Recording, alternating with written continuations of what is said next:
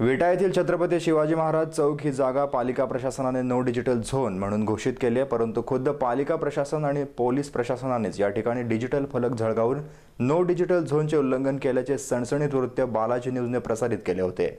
या वृत्ताची गांभीर्याने दखल घेत अवघ्या काही तासातच पालिकेने हे सर्व फलक तात्काळ हटवलेत।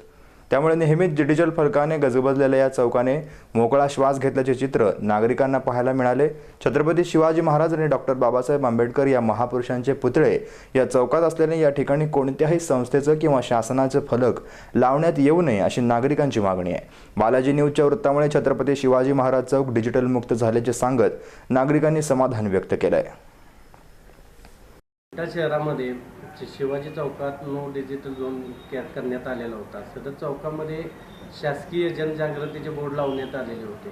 सदर ठिकाणी नो डिजिटल झोन असल्यामुळे तेथील जे काही बोर्ड आहेत ते बोर्ड न लावण्याबाबत त्यावर परवानगी न देण्याबाबत संबंधित विभागाला कळवण्यात आलेला आहे आणि याचा राजकीय वापर करण्यात येऊ नये ही विनंती।